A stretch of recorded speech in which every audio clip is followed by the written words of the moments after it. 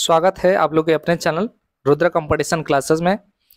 तो आज का ये जो वीडियो होने वाला है उत्तर प्रदेश पुलिस परीक्षा के लिए हिस्ट्री के जितने भी इम्पोर्टेंट प्रश्न हैं, वो चाहे एंशिएंट हिस्ट्री हो या मिडिवल हो या मॉडर्न हिस्ट्री हो, तीनों इतिहास के जो जितने भी महत्वपूर्ण प्रश्न हैं, इसमें इस श्रृंखला में लगभग मैं 300 प्रश्न आप लोग को पढ़ाऊंगा।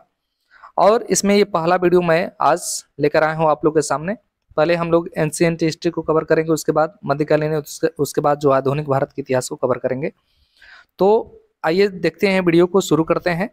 यदि चैनल पर नए हैं तो आप लोगों से रिक्वेस्ट है कि चैनल को सब्सक्राइब कर लीजिएगा। यदि आपको वीडियो पसंद आता है तो वीडियो को लाइक जरूर करिएगा। चलिए हम लोग शुरू करते हैं आज का पहला प्रश्न।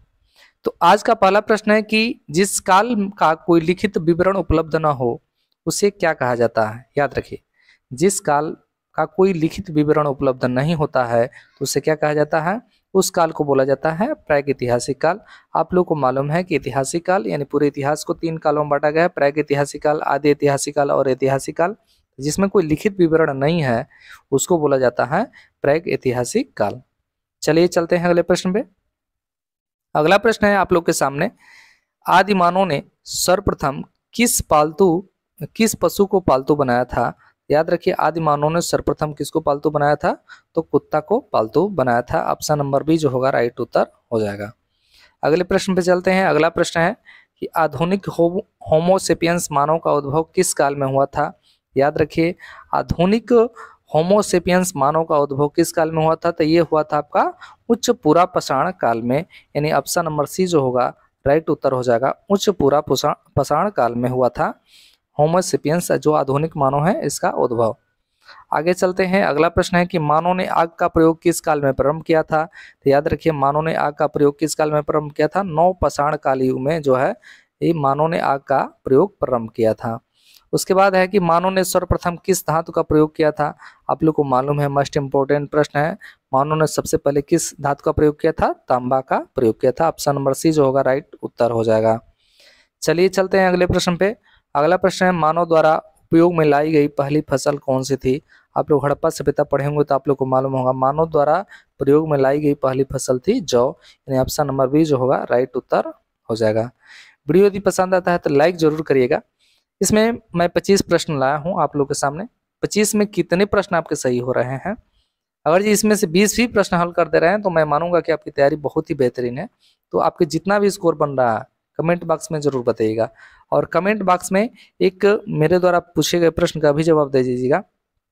याद रखिए, भारतीय वन्य जीव संरक्षण अधिनियम कब लागू किया गया था। याद रखिए, प्रश्न क्या है, भारतीय वन्य जीव संरक्षण अधिनियम कब लागू किया गया था। चलिए अगले प्रश्न पे चलते हैं। तो अगला प्रश्न है कि मानव खाद्य पदार्थों का उत्पादक एवं उपभोक्ता कब बना। याद रखिए, मानव खाद्य पदार्थों का उत्पादक और उपभोक्ता कब बना, तो ये बना आपका नवपाषाण काल में, यानी ऑप्शन नंबर सी जो होगा आपका राइट उत्तर हो जाएगा।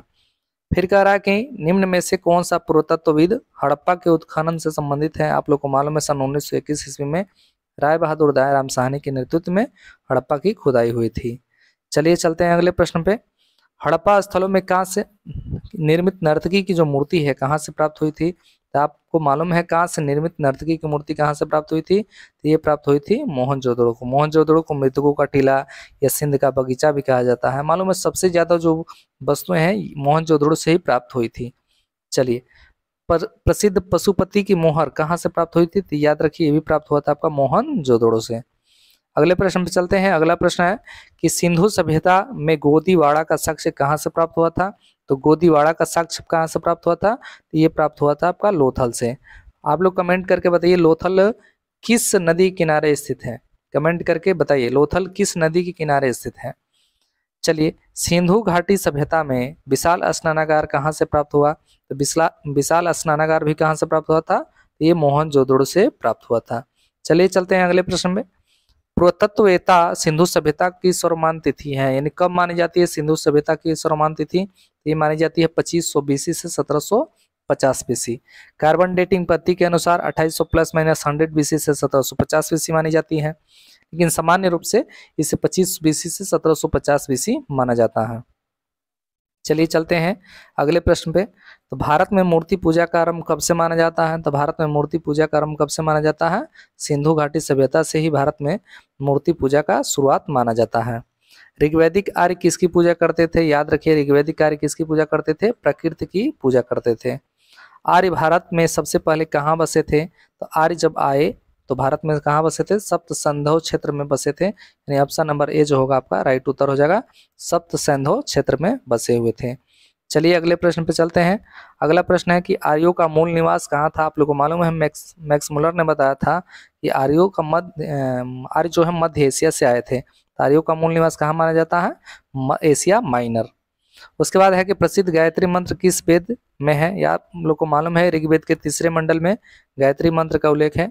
ऋग्वेद के तीसरे मंडल में गायत्री मंत्र का उल्लेख है और गायत्री मंत्र का उपयोग किया गया था सूर्य को सविता मानते हुए उसकी उपासना करने, सूर्य की उपासना करने के लिए गायत्री मंत्र का प्रयोग किया गया था। चलिए चलते हैं अगले प्रश्न पे। सत्यमेव जयते कहाँ से लिया गया था? आपको मालूम है मुंडको उपनिषद से लिया गया है सत्यमेव जयते। ऑप्शन नंबर बी जो होगा आपका राइट उत्तर हो जाएगा। ऋग्वेद का 9वां मंडल सोम देवता को समर्पित है। ऑप्शन नंबर ए जो होगा आपको आपका राइट उत्तर हो जाएगा। निम्न में से सबसे प्राचीनतम वेद, बहुत ही आसान प्रश्न, सबसे प्राचीनतम वेद कौन सा है? तो आपका ऋग्वेद जो है सबसे प्राचीनतम वेद है। उत्तर वैदिक काल में इंद्र का स्थान किस देवता को प्राप्त हो गया, यानी किस देवता को मिल गया? तो ये मिला प्रजापति देवता को। ऑप्शन नंबर बी राइट उत्तर हो जाएगा। उसके बाद अगला प्रश्न है किस वेद की रचना गद्य एवं पद्य दोनों विधा में की गई है? आप लोग को मालूम है यजुर्वेद, शुक्ल यजुर्वेद और कृष्ण यजुर्वेद दो गद्य और पद्य दोनों में है, ठीक है ना। पाटलिपुत्र नगर का संस्थापक कौन था? आप लोग को मालूम है पाटलिपुत्र नगर का संस्थापक उदयन था। उसके बाद अगला प्रश्न है और अंतिम प्रश्न है हर्यक वंश के किस शासक की उपाधि कुणिक थी? याद रखिए, हर्यक वंश के किस शासक की उपाधि कुणिक थी? तो ये थी अजात शत्रु की। 25 क्वेश्चन दिए थे आप लोग को। आप लोग कमेंट करके बताइए कि 25 में से कितने प्रश्न जो है आपके सही बन रहे हैं। यदि सोच लीजिए, हमको तो लग रहा है कि बहुत ऐसे तैयारी करने वाले बच्चे होंगे जिनका 25 में 25 जो है टोटल सही होगा। यदि आपके जितने भी स्कोर बन रहे हैं कमेंट करके आप जरूर बताइए। मेरे पूछे गए प्रश्नों का आप जवाब जरूर दीजिएगा कि भारतीय वन जीव संरक्षण अधिनियम कब लागू किया गया था। चलिए चलते हैं अगले वीडियो में मिलेंगे। यदि वीडियो आपको पसंद आता है तो लाइक जरूर करिएगा, कमेंट करके जरूर बताइए आप लोग को वीडियो ये कैसा लगा। टोटल 300 के लगभग क्वेश्चन हैं, 250 से 86 जो पूरे हिस्ट्री के हैं। मध्यकालीन इतिहास, आधुनिक इतिहास और प्राचीन इतिहास, तीनों इतिहास से लगभग 300 प्रश्न हैं। यदि इनको देख लेते हैं आप तो बाहर से आपको कोई चीज़ पढ़ने की कोई ज़रूरत नहीं है। इतने ही से आपके प्रश्न बनने वाले हैं। चलिए बहुत बहुत धन्यवाद यहाँ तक वीडियो देखने के लिए। मिलते हैं अगले वीडियो में, तब तक देखते रहिए आप लोग का अपना चैनल रुद्रा कंपटीशन क्लासेज।